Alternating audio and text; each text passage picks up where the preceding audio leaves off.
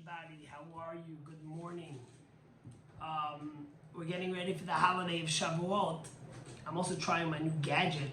I have a Facebook portal that my friend David gave me as a gift, and I'm trying to see how it works. In any case, tonight is the holiday of Shavuot. We celebrate 3,332 years since the giving of the Torah, which is a very special holiday. And it's hard for me because the truth is that in our community, Shavuos is always very special. We have a tremendous celebration at Shul. We have hundreds of people that come, so many children. We celebrate with fanfare. We have the best dairy kiddush in town, anywhere, I can promise you that. And we usually do it outdoors. And it always gives me the comfort seeing so many children there, because there's a famous story that the rabbis tell us that when God wanted to give the Jewish people the Torah, he said, hey, I need a guarantor. How am I going to know for sure that you're going to keep the Torah? So the Jew says, well, maybe the elders, the statesmen, the big rabbis. God says that's not good. So he says, maybe the woman. God said that's also not good. So they said, maybe the middle-aged people that go out to war and that protect us. God said no. So the Jewish people said, God, how about if the children are our guarantors? And God says yes. And those are the words we say in Hebrew, Boneinu arevim ba'adeinu. What God says is that if I know the children are the guarantors, I know there's a future. Because if the children keep the Torah, then for sure we all will. And we know that the future generations will.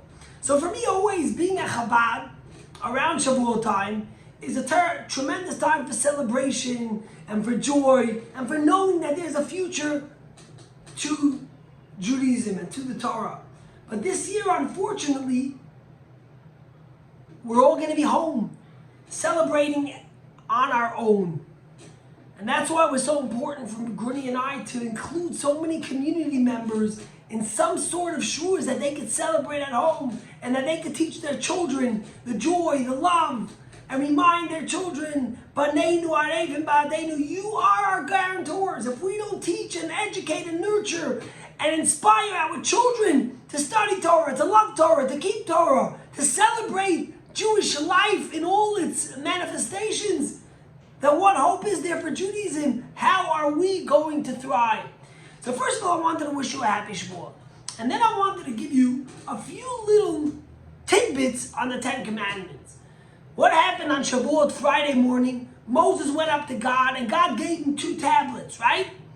They say the old corny joke that Moses had a headache. He says, God, I have a headache. God says, here, take 2 tablets. But he gave him 2 tablets. On each one was 5 commandments. The first 5 was, I am God, your God. You should not have no other God. You shouldn't swear in the name of God, etc., etc. They are ones between God and man.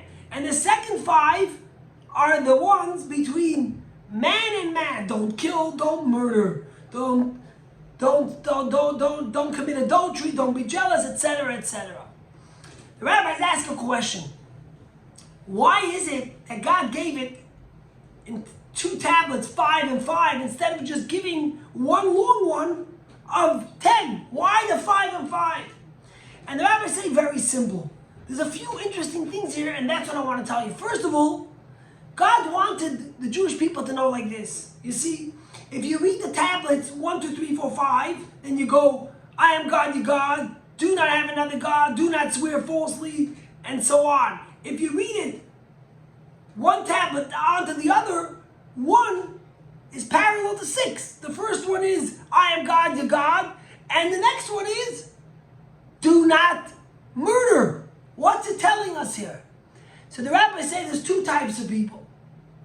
There's the people that have used the name of religion, the name of God, to kill, to murder, to maim. How could it be? Imagine, how could you fathom that in the name of God, they kill, they murder, they hurt people? You look what goes on in the world with suicide bombers, with people running in the street and using God's name in order to kill.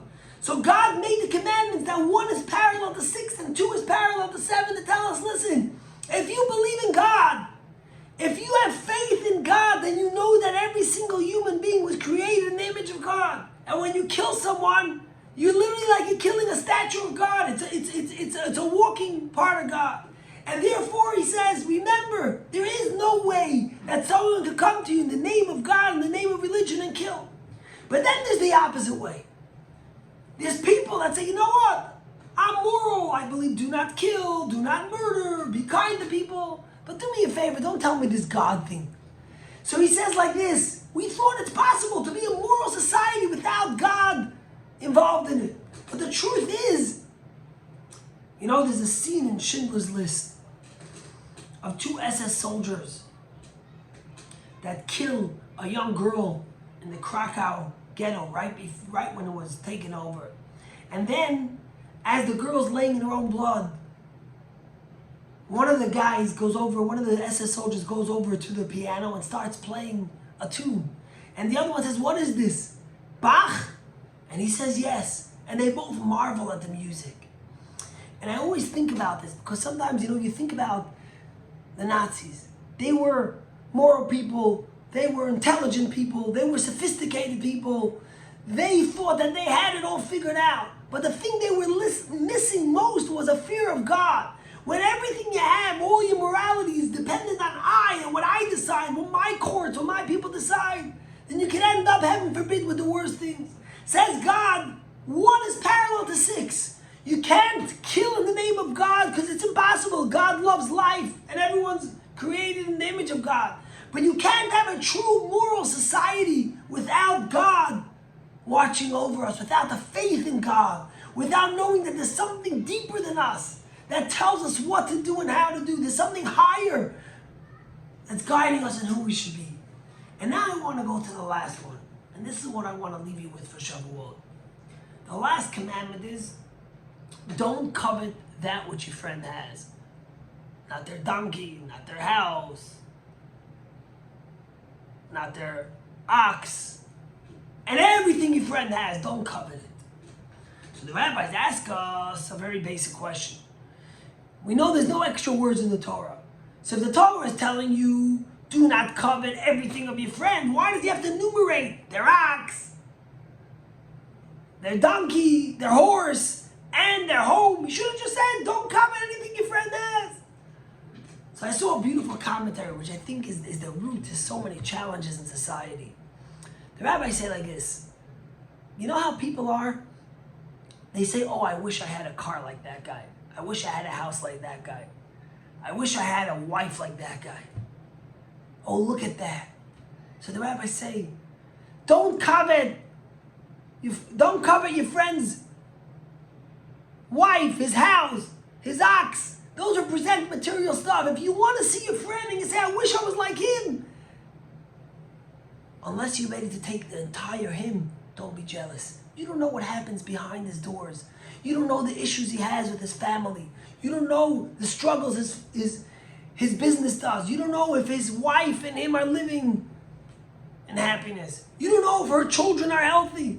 When you're jealous of your friend, when you covet your friend, don't pick and choose. If you're not ready to take everything they have, and of course we're not ready because we don't know. We don't know what they have. We don't know what they struggle with. Then you can't covet your friend. You can only know that every person has a different package. Every person has a different circumstances. And that's what the Torah is telling us. Do not covet their wife, their home, their business. Unless you're ready to take it all. And that's the last of the 10 Commandments. You know why?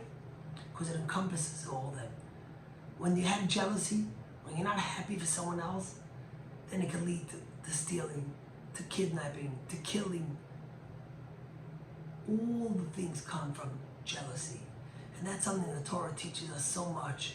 Is to be content and happy with what you have, but also to be truly happy for someone else's success, for someone else's joy, for someone else's blessings from Hashem. Not to covet it. And if you don't covet it, if you keep the 10, then you won't be able to, you won't have to succumb with the 5th, the 6th, the 7th, the 8th, etc., etc. So as we get to Shavuot, tonight we light candles. It's a little bit after 8, but you can check in my email. And then tomorrow we read the 10 Commandments, and we have a dairy lunch, and we celebrate with meals, and with wine, and with l'chaim. We'll look around at our families, and we'll see the blessings in our life, and we'll celebrate the good, and we'll pray to Hashem that this year, Shavuot, be the last year that we can be together in Shul, listening to the 10 Commandments, standing up and facing the Torah, and telling God, I do, yes, we renew our vows again for the 3,332nd time. Chag Sameach.